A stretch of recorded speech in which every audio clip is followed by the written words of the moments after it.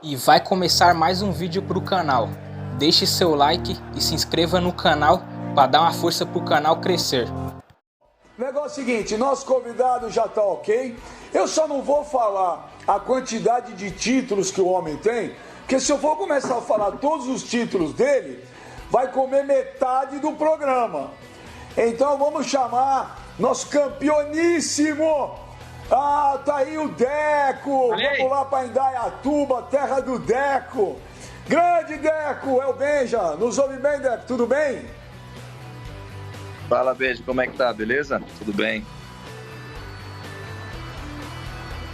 Ô, Deco, em primeiro lugar, né? Primeiro quero te agradecer aí por estar participando do programa com a gente. Você tá em Indaiatuba, né? O Deco é cidadão do mundo, mas nasceu em Indaiatuba, é aí que é a tua casa de verdade. Ô, Deco, como tem sido esses dias pra você? Outro dia eu vi no teu Instagram, porque de filho, de todo mundo aí, deve ter umas 95 pessoas aí no geral, né? Como é que tá sendo pra você aí, Deco? Não, eu tava em Portugal faz 20 dias, dia 13, dia 12, a gente decidiu vir pro Brasil.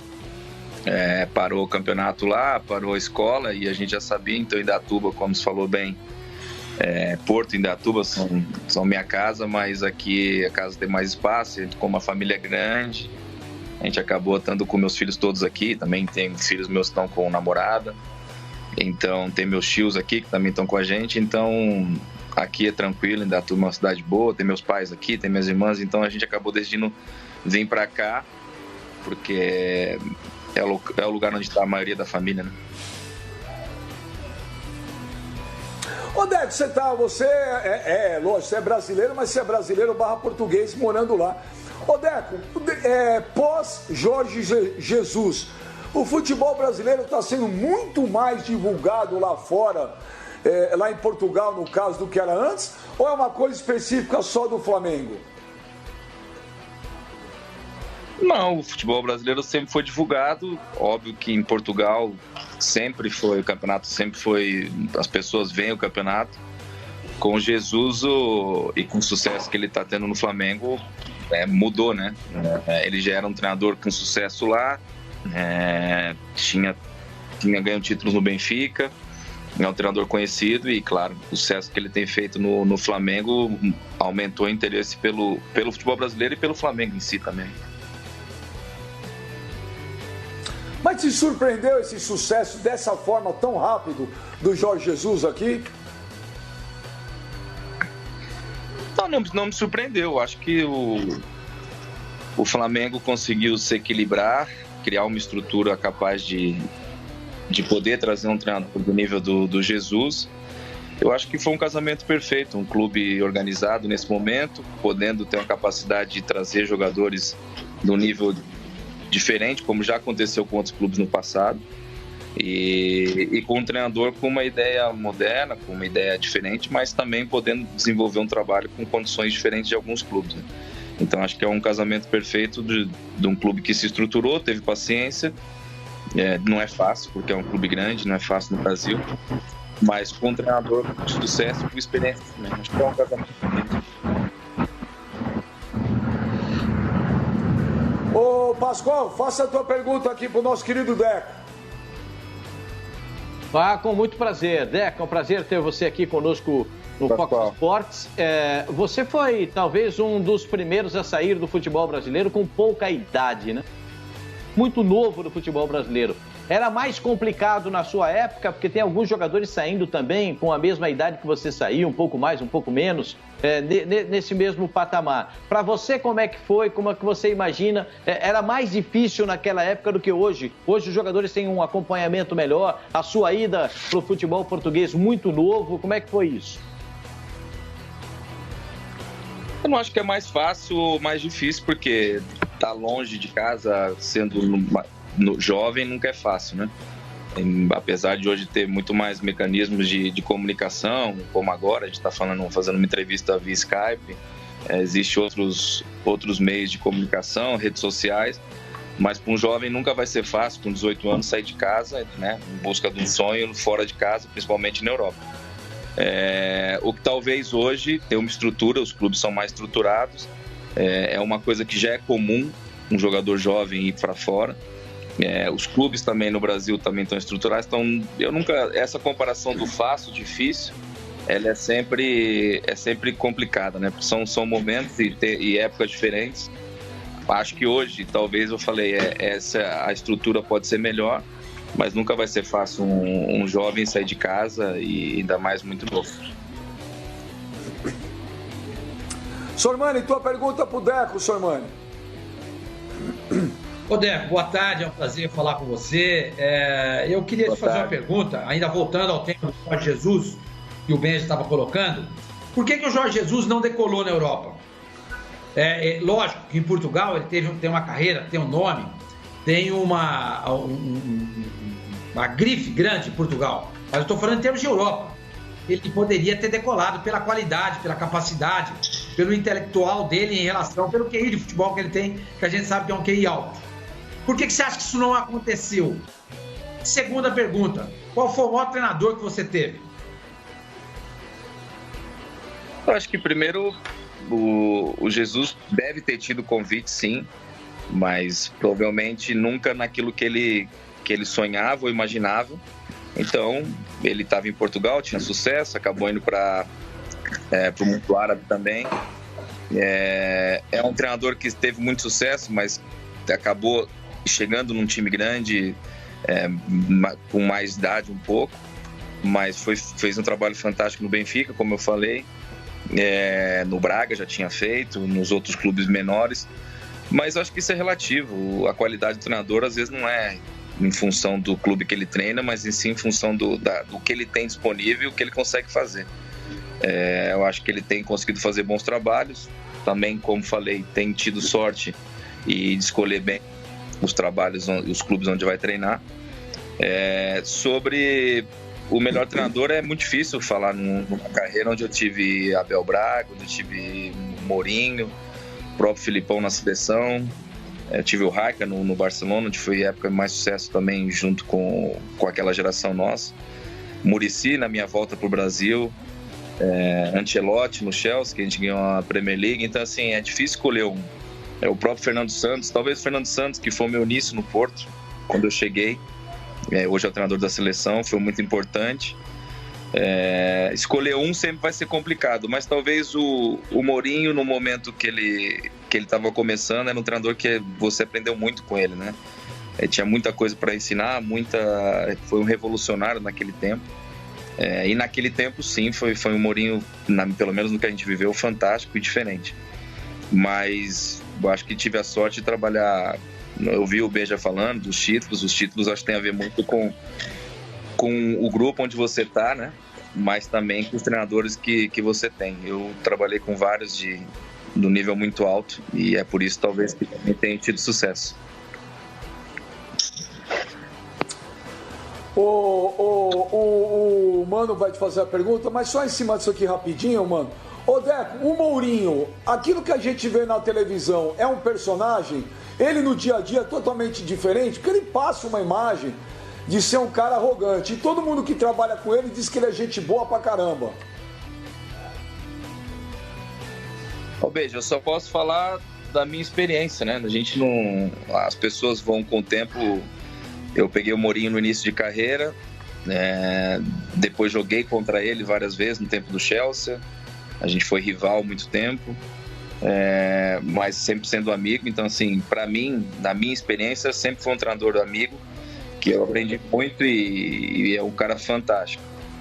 Outros jogadores, é difícil falar, os tempos mudaram, não consigo falar do que acontece no vestiário do Manchester United, no que acontece do Tottenham, nos clubes que ele passou, mas a maioria dos jogadores que trabalharam com ele são fãs dele, ficaram amigos. Então, assim, eu acho que é muito difícil eu ter uma opinião hoje de fora, né? Mas enquanto trabalhei com ele, não tem como falar que foi fantástico e virou um amigo, com certeza.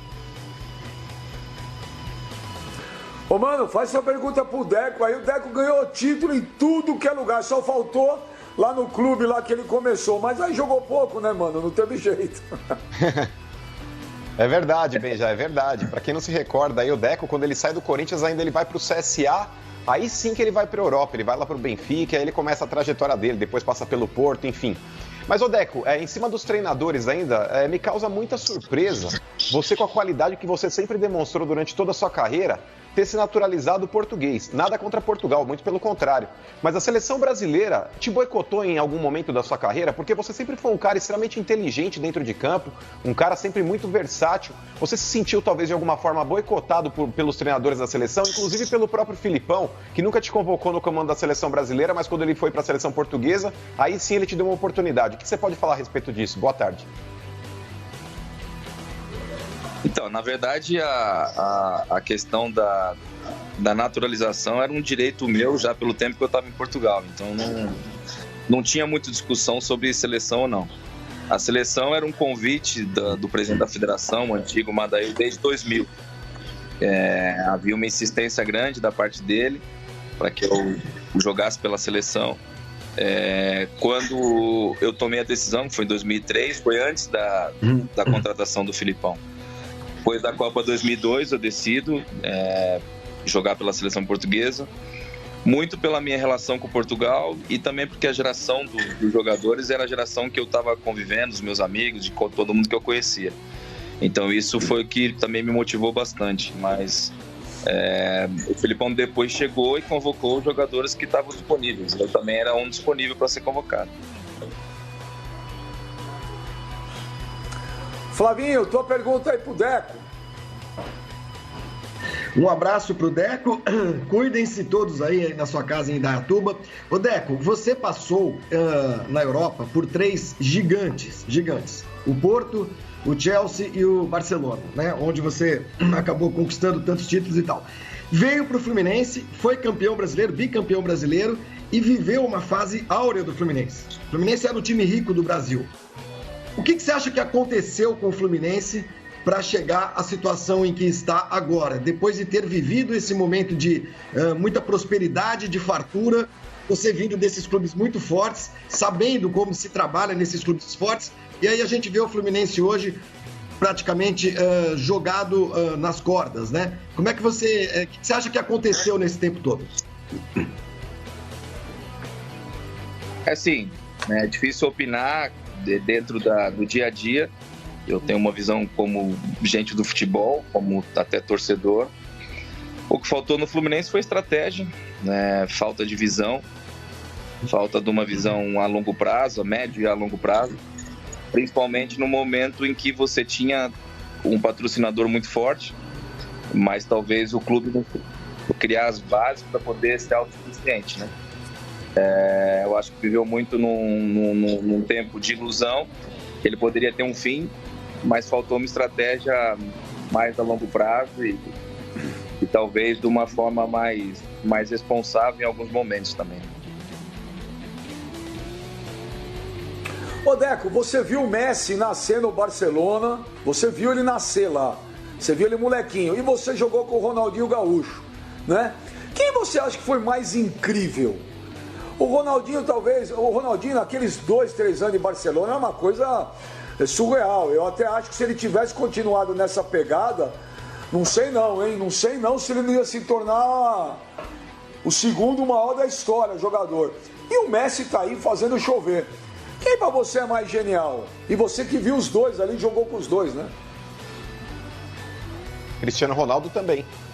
Então, BG, isso é sempre difícil escolher porque a visão, o ser genial e o ser decisivo, ela sempre entra numa discussão grande, né? Eu acho que talvez o Gaúcho não foi, no Barcelona, lógico, tão decisivo quanto o Messi tem sido num longo tempo, né? O Messi nos últimos 10, 12 anos, praticamente quase todos os anos, resolvendo a maioria dos problemas. Óbvio que já teve times muito fortes na época dele, com grandes jogadores, como na época do Neymar, no próprio Iniesta, Xavi, enfim. Mas ele sempre tem sido...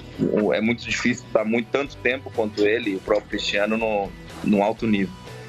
O Gaúcho, como você falou, para mim, na minha opinião, foi o jogador assim que mais encantou em termos de momentos de magia, espetacular, enfim. Quando ele estava num dia bom, era bonito, era um futebol diferente daquilo que já tinha sido visto. Então, no meu caso, acabo sempre escolhendo o Ronaldo por esse lado, porque acho que é o jogador que mais me encantou de todos que eu joguei. O Neymar tá no patamar deles, ô Deco? Então, eu acho o Neymar um dos melhores jogadores do mundo nos últimos anos, não tenho dúvida nenhuma. Acho que sim, que já... acho que esse balanço, acho que só mais no final, né? O Neymar ainda tem muita carreira pela frente. O Messi, infelizmente, vai caminhando para os últimos anos da carreira. O Ronaldo, para tristeza de todo mundo, já parou. Mas o Neymar tem condições, sim, de ser um dos maiores jogadores da história. Acho que é um jogador diferente dos outros, em todos os sentidos. Mas eu acho que a gente tem que esperar um pouco para fazer essa comparação. Ô, Pascoal, tua pergunta aí pro Deco. A estreia do Deco na seleção de Portugal foi exatamente contra a seleção brasileira. E ele fez o gol que acabou dando a vitória para Portugal naquela oportunidade. Você disse que era um direito adquirido que você tinha, porque já tinha tempo suficiente jogando no futebol português. Mas jogar contra a seleção brasileira e fazer o gol na sua estreia, isso tudo deve dar um balanço no cara. A cabeça deve dar uma agitada, né, Deco? Na verdade, foi coincidência a estreia com a seleção. Era para ter sido um outro amistoso e acabou não acontecendo e coincidiu de eu estrear com a seleção.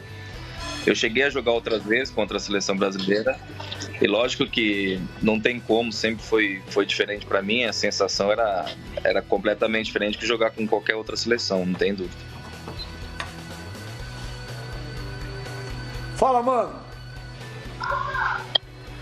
Ô Deco, o ano passado, um jogador que atuou com você no Barcelona, inclusive, já que o Ben já tinha citado aí o momento em que você viu o Messi praticamente nascer para o futebol, o Haleb, o meio-campista lá do Barcelona, ele disse que você e o Ronaldinho Gaúcho foram vendidos justamente pelo fato do Barcelona temer o futuro do Messi se vocês estivessem próximos a ele, dizendo que vocês eram más influências. Você pode falar a respeito dessa história, ô Deco? Quem perguntou? Quem falou? Foi o Haleb, um meio-campista do Barcelona, lembra dele? Não lembro não, porque ele jogou pouco lá. E nem jogou comigo, como é que eu vou lembrar dele?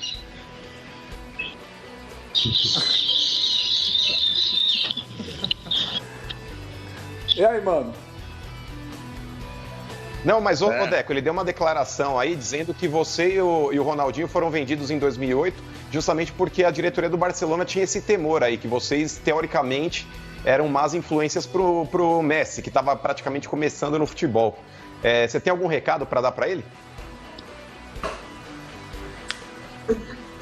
Não tem recado nenhum, nem conheço ele, nunca joguei com ele. Ele jogou no Barcelona acho que um ano. Nem se ele jogou, nem sei como ele sabe que a diretoria fazia ou pensava, enfim. Mas, infelizmente, no futebol, quem tem boca fala o que... E, às vezes, para aparecer, tem que falar merda, mas, enfim. Sério. Ô, Deco, eu queria uma influência ruim igual você no meu time, hein, Deco? Pelo amor de Deus, quem me dera. Ô, seu irmão, o homem ganhou o título, ó. O homem é campeão de Champions League no Porto, no Barcelona, campeão inglês, campeão brasileiro, ídolo em Portugal, ídolo não sei aonde. Rapaz, ô, Deco, queria ser mais influência igual você. Sormani, tua pergunta pro Deco. Ô, Deco, você está trabalhando no momento como empresário, né? A gente sabe muito bem disso e você teve grandes treinadores aí na carreira. Você citou aí, né? O Ancelotti, o Mourinho, o Rijkaard, o próprio Filipão na seleção de Portugal. E você nunca passou pela sua cabeça de ser treinador? Então, na verdade, eu sempre gostei do outro lado, da gestão, do dia a dia. Eu sempre tive convites também para trabalhar em clubes. Treinar nunca foi daquilo que eu sempre gostei. Sinceramente, não era uma coisa que eu passava pela minha cabeça. Eu sempre gostei do agenciamento. Acho que é um lado legal de ajudar a carreira dos jogadores, de ajudar a gerir uma carreira de um jogador. Não é fácil. E outro lado era sempre a questão de gestão de clubes, né? Então são as duas coisas que eu gosto e que mexem comigo e que me satisfazem. Então nunca pensei muito em ser treinador, não. Flavinho. Vamos lá, Deco, você foi campeão da Champions pelo Porto. Toda vez que a gente fala de futebol europeu e fala de Portugal, aqui no Brasil há uma tendência de se dizer que aquele título do Porto foi o último fora desse eixo milionário que a gente tem na Europa, Inglaterra, Alemanha e Espanha, basicamente, né? Que isso nunca mais vai acontecer, que é impossível e tudo mais. E trata-se Portugal como uma espécie de periferia do futebol. Então, são duas perguntas. Primeiro, você acha que um time de Portugal vai ter condições, em pouco tempo, de voltar a ser campeão da Champions? Segundo, você acha que Portugal é periferia do futebol?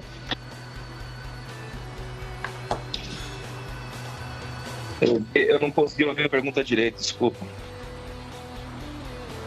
Eu vou repetir. Repete, você foi o último campeão. Você foi o último campeão. O Porto foi o último campeão fora desse eixo milionário: Espanha, Alemanha, Inglaterra, né? Na Champions. São duas perguntas. Você acha que um time de Portugal, em curto ou médio prazo, pode voltar a ser campeão da Champions? Segundo, você acha que Portugal é periferia do futebol, como se prega aqui no Brasil muitas vezes? Então, em primeiro lugar, acho difícil por uma questão lógica, né? Se você analisar os grandes times que se formaram nos últimos anos em Portugal, tanto Porto, Benfica, os jogadores demoram menos tempo a sair dos clubes. Até porque hoje existe praticamente muitos clubes com muito mais dinheiro do que Porto, Benfica, enfim, e o próprio Sport. Difícil, acho, não impossível, porque o próprio Ajax no ano passado demonstrou que da Champions, mas acho que precisa acontecer vários fatores que talvez hoje em dia é mais difícil acontecer. Jogadores importantes ficarem... Eu, por exemplo, fiquei 5 anos e meio no Porto, Ricardo Carvalho ficou 4 anos e meio, jogadores que normalmente não ficariam num clube tanto tempo, né? Então, assim, eu acho que hoje o clube... esses clubes conseguem manter um jogador por pouco tempo. Você vê, o Benfica vendeu um João Félix que apareceu em 6 meses. O Benfica não consegue manter os jogadores mais que 2 anos. O Porto também não. O próprio Ajax fez uma campanha sem ser campeão e vendeu praticamente os jogadores jovens de qualidade em todo. Então, assim, eu acho que por isso eu vejo difícil que isso aconteça novamente. Precisaria acontecer, como falei, várias coisas ao mesmo tempo, como aconteceu na época do Porto, como aconteceu agora recentemente com o Ajax. Mas no futebol não tem nada impossível, mas acho difícil. Sobre Portugal ser o quê? Periferia da Europa? Assim, Portugal, se você reparar, comparado aos 3 grandes centros que é a Itália, Espanha, Inglaterra, Portugal tem de frente a frente com os clubes franceses, muitas vezes passando por cima, muitas vezes ganhando títulos importantes. Eu acho que é um campeonato muito bom, muito forte, vende jogadores de qualidade, faz jogadores de qualidade, competitivo para jogadores jovens, principalmente da América do Sul. É um campeonato onde se valorizam muito, onde tem muita visibilidade. Então, eu não sei como é que se classifica isso, cada um tem a sua forma de classificar as coisas. Em cima dessa sua resposta, Deco, deixa eu falar, eu acho que você no futebol é um case, no futebol brasileiro, é um case a ser estudado. Porque você brilhou muito dentro de campo, mas o poder que você sempre teve de escolher os clubes certos nas horas certas era uma coisa impressionante. Até mesmo quando eu fui te entrevistar aí em Indaiatuba, quando você estava saindo do Chelsea, até para sair do futebol inglês e voltar para o futebol brasileiro, que na época todo mundo ficou, nossa, o Deco tá maluco. Você escolheu certo, voltou para o Fluminense e foi campeão brasileiro. Então, você tem o poder de saber escolher o time certo na hora certa, que isso faz a diferença. E aí eu pergunto para você que vive em Portugal, você conhece Deus e o mundo muito melhor que a gente. Na tua opinião, pelo que você conversa, o Jorge Jesus, ele vai ficar no Flamengo ou ele vai voltar para o futebol português, para o Benfica, mais provável, para o Porto? E aí a segunda pergunta é o seguinte, ele fez um programa com a gente, o Jorge Jesus, há 2 semanas atrás, e ele disse, esportivamente, para ele seria melhor ficar no Flamengo, financeiramente talvez o Benfica. Então a primeira pergunta é, pelo que você está conversando, ele fica em Portugal ou renova com o Flamengo? E a segunda, se fosse você hoje, com todos, eu vendo esse cenário, você escolheria ficar nesse Flamengo poderoso ou voltar para sua terra, Portugal e o Benfica? Então, Beja, assim, sobre as minhas decisões, na verdade, eu quando voltei para o Brasil, era uma decisão pessoal, né, que eu tinha, que eu queria voltar, mas óbvio que eu queria continuar tendo sucesso na minha carreira e ir para um lugar onde eu conseguisse pelo menos ter a possibilidade de ganhar títulos. Eu acho que as decisões de um jogador, de um clube, onde você vai ou não vai, lógico que tem um lado de quem te quer, mas acho que você tem que pensar um pouco onde eu vou, onde eu posso. Isso não é só... tem que ter um certo... Tem que ser inteligente nas decisões, tem que ser pensado. Isso não é uma carreira curta e você tem que tentar ao máximo poder tomar decisões certas, né? Nem sempre acontece, mas eu acho que você tem que procurar tomar as decisões certas. Sobre a questão do Jorge Jesus, com certeza um Porto ou um Benfica, quando estiverem pensando em trocar treinador, talvez nesse momento, um dos primeiros nomes vai acabar sendo ele. Essa questão do coronavírus, a gente não sabe como não sabemos como vai acabar o campeonato. O Porto nesse momento é líder, mas com certeza se um dos dois times pensar num treinador, ele vai ser um dos treinadores que vão pensar. Se me perguntar a minha opinião pessoal, que aí é uma questão, eu também não sei, como eu falei, como eu já tomei decisões pessoais na minha carreira, o Jorge Jesus com certeza também vai olhar para a vida dele, tem as questões pessoais dele também que dizem respeito. Se não for uma decisão pessoal, talvez o Flamengo continuaria sendo o melhor projeto, ainda esportivo. Acho difícil, nesse momento ainda, algum clube brasileiro conseguir criar um plantel forte de qualidade como o Flamengo. E acho que ele já conhece o grupo, conhece o clube, e talvez a chance dele ter sucesso mais uma vez nesse ano seria no Flamengo. Mas aí, como você falou, entra questões pessoais, que aí a gente já não consegue opinar e nem saber realmente o que acontece. Mas, desculpa, Pascoal, mas só a última, Deco. Você que já mudou para tantos lugares, teve algum momento, alguma decisão sua que pesou mais família e talvez grana do que um projeto profissional? Pesou às vezes mais você querer estar com a família em algum lugar X ou pesou mais só o dinheiro? A minha volta para o Brasil foi isso, exatamente. Eu, na verdade, tinha um salário bem maior do que eu voltei, e eram questões pessoais que me fizeram tomar essa decisão. Mas mesmo tomando uma decisão de voltar, enfim, ganhar menos ou mais, não interessava, mas nesse caso era menos. Mas eu queria um projeto sério, um projeto onde eu pudesse continuar ganhando. Então, acho que o Fluminense me deu isso. O Muricy, na época, no Fluminense, era uma garantia de um time competitivo também. Então, acho que isso foi o que pesou na minha decisão. Pascoal!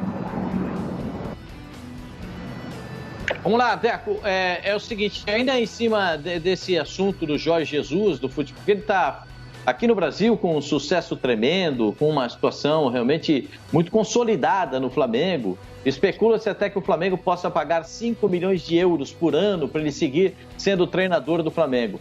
Esse é um dinheiro que você vê como Benfica, Porto, depois de tudo que estamos vivendo, você acha que vai ter uma diminuição de valores? Como é que você coloca essa situação? Enfim, 5 milhões de euros. É um dinheiro que pode, um valor que pode também emocionar o Jorge Jesus para continuar no Flamengo? Sim, eu imagino que, como dirigente, se fosse dirigente do Flamengo, você ter uma situação equilibrada, de um treinador consolidado, de um time que sabe exatamente como o que o treinador quer, conseguiu reunir um grupo de jogadores de qualidade. O mais fácil, o mais normal seria tentar que esse treinador fique. Se você tiver condições financeiras, isso é investimento para mim mais do que um custo. E você puder, não vejo por que não fazer. Se o Porto Benfica tem essa capacidade, acredito que tem. Tudo depende da necessidade e da questão, como eu falei, se eles vão trocar ou não de treinador.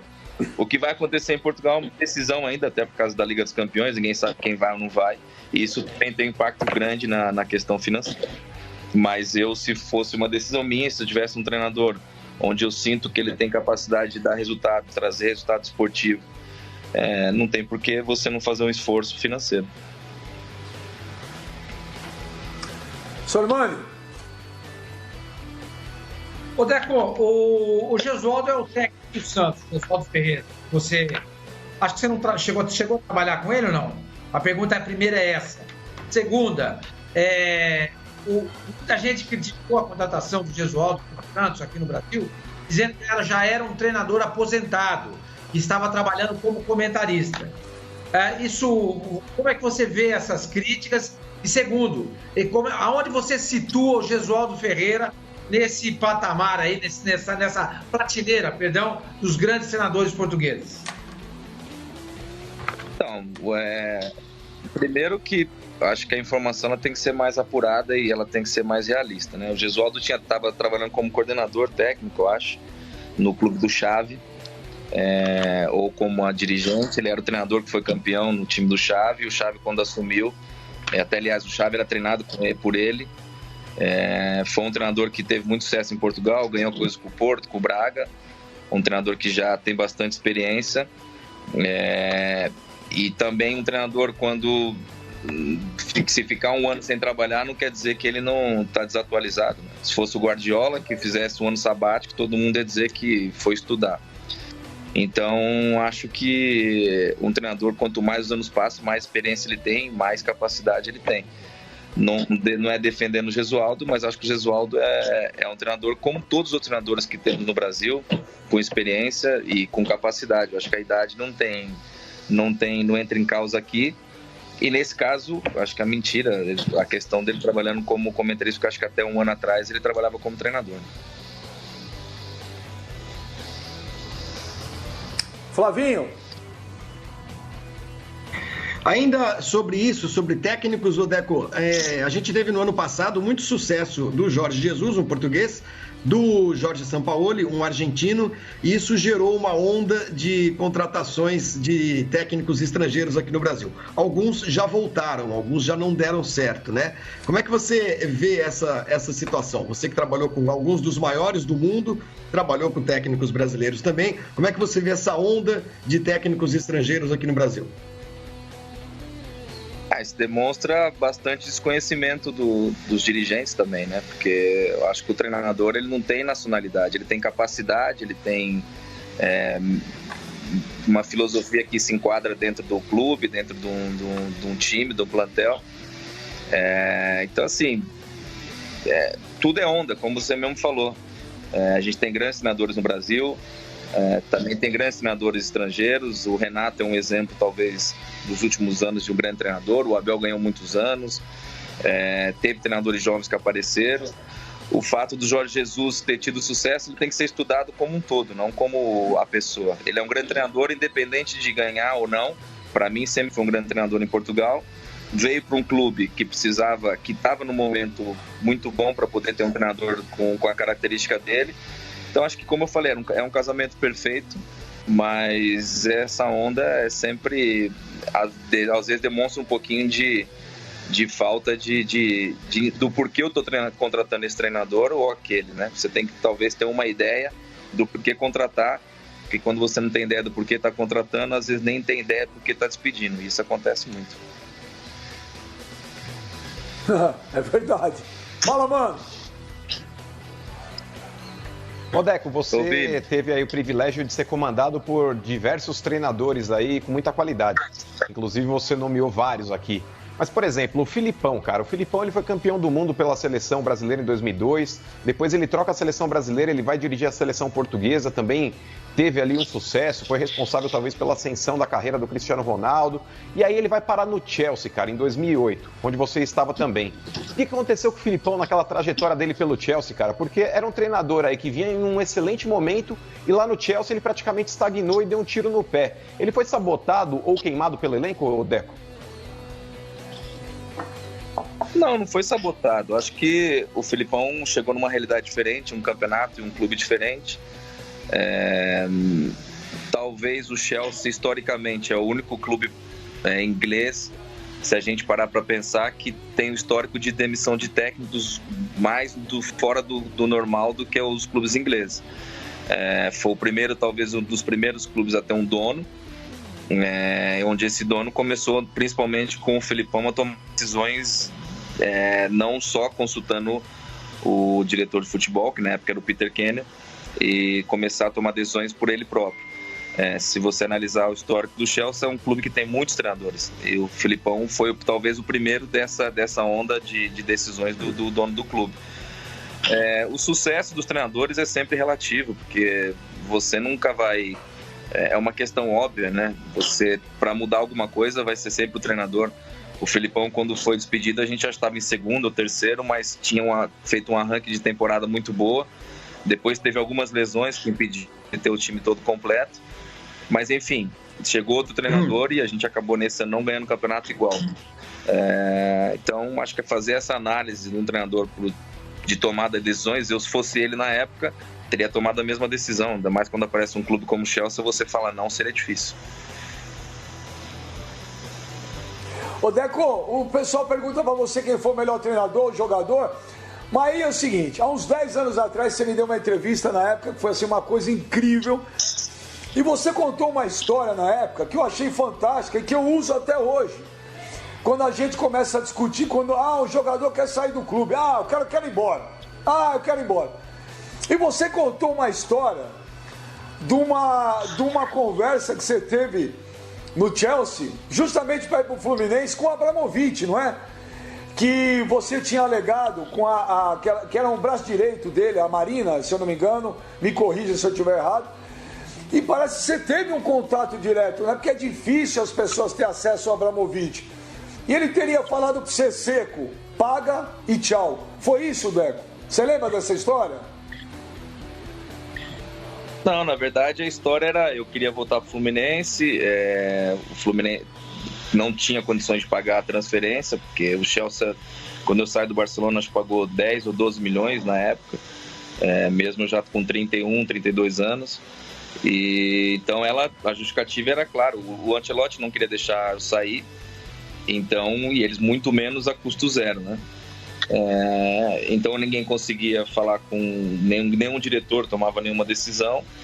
Eu fui falar com a Marina, que na época era a pessoa que era o braço direito dele já, e ela consegui falar com ela, né? E ela passou o telefone, eu expliquei minha situação, mas mesmo assim não convenci. E eu tive uma ideia, que era na época o Fluminense tinha os dois jovens, né? Que era o Fábio e eu esqueci o nome do outro menino que saiu do Fluminense, foram pro Manchester United.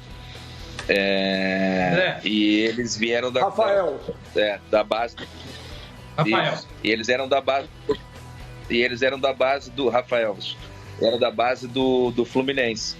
E aí eu dei a ideia do Fluminense ceder 50% de 3 jogadores jovens, e aí já não seria sair de graça. Então foi dessa forma, desse jeito, que eu consegui convencer e a chegar nesse acordo. As pessoas têm medo do Abramovich lá, ou Dan? Não, ele sempre foi uma pessoa tranquila, né? Fala pouco, normal, mas cumprimenta, conversa.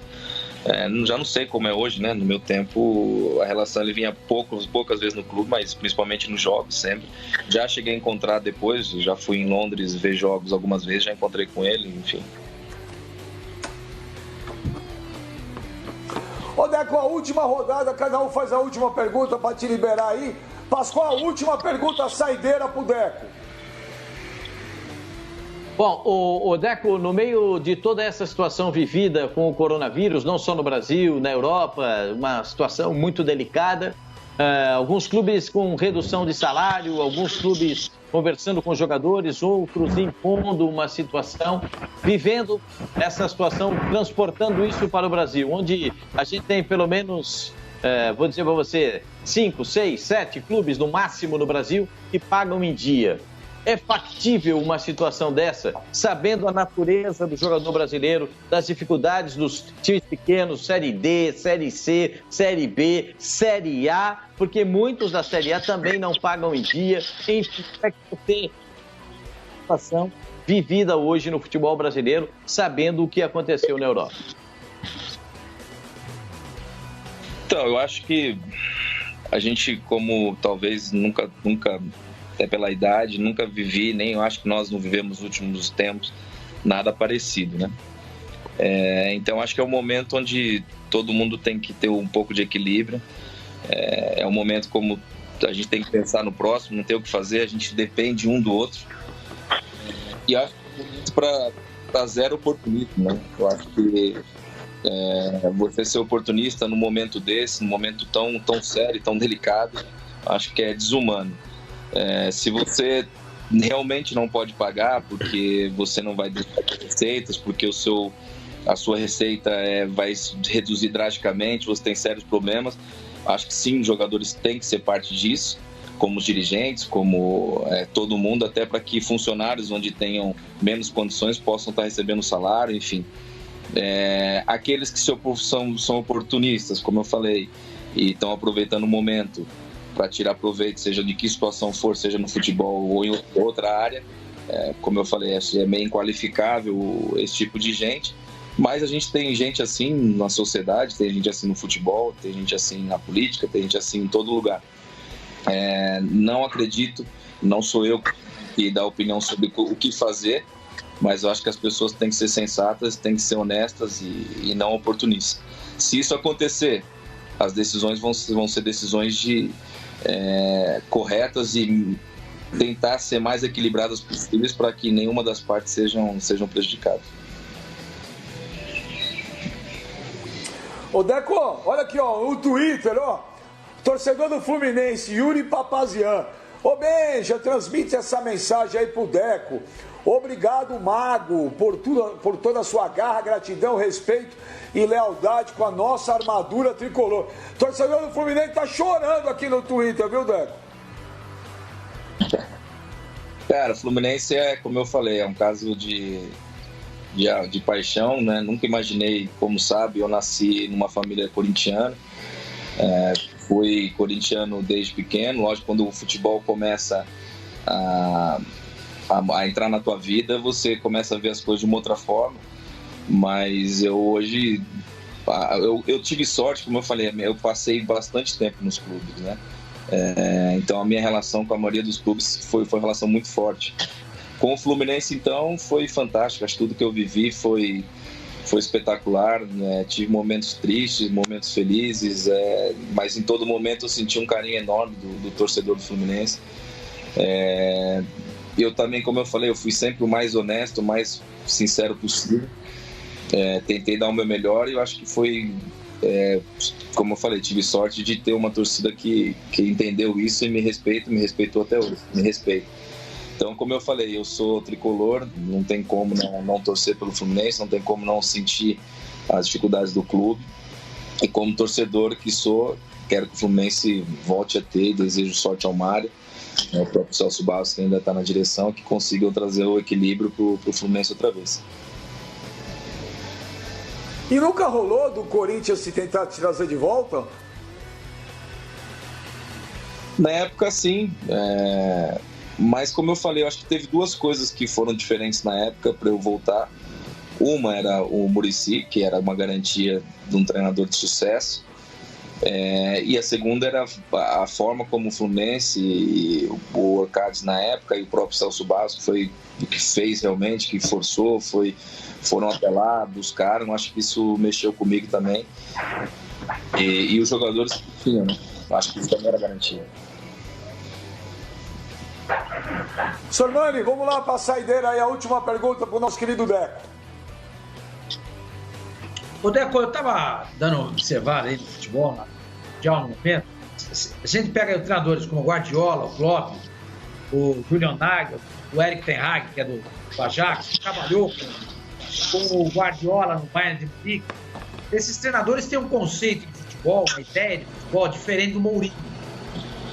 Ele é mais reativo, ele trabalhou com o Mourinho, né? Você sabe disso, mas trabalhou com outros treinadores também. O Mourinho está ficando para trás porque faz 3 anos que ele não faz um grande trabalho, né? O último trabalho dele foi a Liga Europa, e ele ficou um tempo aí fora, agora voltou a trabalhar no Tottenham, também não está fazendo um trabalho tão vistoso assim, da altura do nome dele. Como é que você está vendo esse momento do Mourinho? É passageiro, ele tem que se reciclar, tem que pensar, ver o futebol de uma outra maneira, porque o futebol hoje caminha para o outro lado?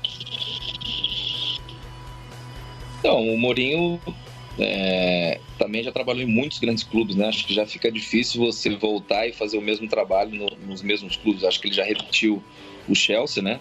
Mais uma vez. No Manchester, lógico, esperava muito dele, mas esperava muito da geração do Manchester, né? Acho que teve grandes jogadores ali que não corresponderam também àquilo que o nome, ou que pelo menos a imprensa dizia. Em teoria, o Tottenham é um candidato sólido, né? Nesse momento, Liverpool, Manchester City acabam sendo aqueles que dominam a Liga Inglesa, ou pelo menos aquilo que as pessoas acreditam. É difícil falar à distância, porque eu tenho acompanhado os trabalhos dele, eu sei que ele mudou bastante da comissão técnica dele, mas eu acho que é difícil você conseguir, assim como um jogador, mas é um jogador da questão física, para um treinador ter 20 anos de sucesso é difícil, mas por isso que eu acho que a carreira dele continua sendo uma carreira de sucesso, mas a realidade é que nesses últimos anos não tem conseguido manter o mesmo padrão dos últimos anos. Mas se fosse contratar um português técnico para o seu time, você contrataria hoje o Mourinho ou o Jorge Jesus? Sim, o Mourinho continua sabendo muito de futebol. Eu não acho que um treinador que já ganhou o que ganhou, já viveu o que viveu, é ao contrário. Eu acho que ele sabe mais do que sabia antes. Talvez a realidade dos clubes em que ele tem treinado não seja do nível, ou talvez os plantéis ou jogadores que ele teve no passado. Mas eu acho que tanto o Jesus quanto o Mourinho são grandes treinadores. O Jesus já teve trabalhos difíceis também, como tem o Mourinho nesse momento, e já teve sucesso no Jesus. Então acho que essa escolha é sempre duvidosa. Flavinho, tua última pergunta aí pro Deco. Já agradecendo ao Deco pela participação, obrigado, viu, Deco? Pergunta rápida para você. Você trabalhou com técnicos de várias nacionalidades em clubes e seleções. Você acha que pensar em técnico estrangeiro para a seleção brasileira é uma besteira ou é algo que pode acontecer um dia? Vi pouco, não vi a pergunta. Eu vou repetir, Deco, você trabalhou com técnicos de várias nacionalidades, em clubes e seleção também, né? Seleção de Portugal com técnico brasileiro. Pergunta é bem rápida. Sim. Você acha que é viável um treinador estrangeiro um dia treinar a seleção brasileira ou é uma bobagem e isso nunca vai acontecer? Eu não acho que seja bobagem. Acho que isso seria o futebol de hoje. Já aconteceu ao contrário. Temos talvez o Flamengo sendo treinado por um estrangeiro, independente de falar a mesma língua, mas é considerado um treinador europeu.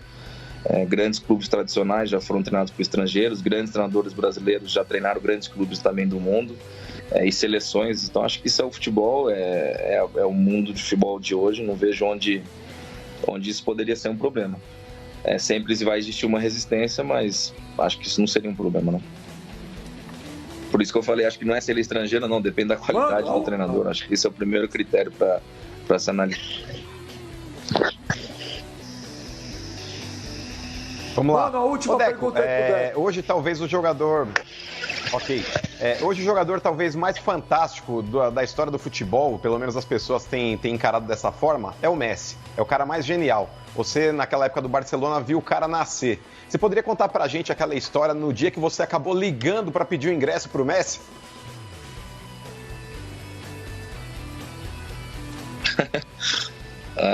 Na verdade, a gente brincava sempre, eu e o Ronaldo, que a gente ia acabar saindo, porque é normal, o futebol é isso, infelizmente acaba, e a gente brincava que um dia sair do Barcelona e ele ia usar a 10, e quando a gente ligasse para ele, nem o ingresso ele ia dar. A gente brincava, brincadeira nossa, sacaneando. E um dia, eu acho que eu tava em Barcelona, eu não lembro onde eu tava, não, tava em Londres, e ia ter um jogo Barcelona-Arsenal, acho que um amigo meu pediu um ingresso, e eu falei, eu não tenho, porque eu não tô no Barcelona. E eu mandei uma mensagem para ele, pedindo, falei, me arruma 2 ingressos aí, porque tem um amigo meu que vai. Aí ele falou, manda passar no hotel, e ele ria, porque ele falou, lembra que você falou que quem ainda pediu ingresso eu não ia te dar. Aí eu falei, você não me der, eu te mato, né, brincando. Então, acho que essa coisa do futebol, acho que essa... E ele foi, hoje, se tornou talvez o maior jogador da história do Barcelona, junto com o Ronaldo, junto com o Cruyff, junto com vários jogadores que passaram pela história, Rivaldo, tantos grandes jogadores que o Barcelona teve. Então, assim, acho legal ver um amigo sempre, cada vez ficar contente pelos amigos é sempre importante. Mas ele é humilde pra caramba, né, Zé? Porque nos teus jogos em Indaiatuba, você levou o Messi em Indaiatuba.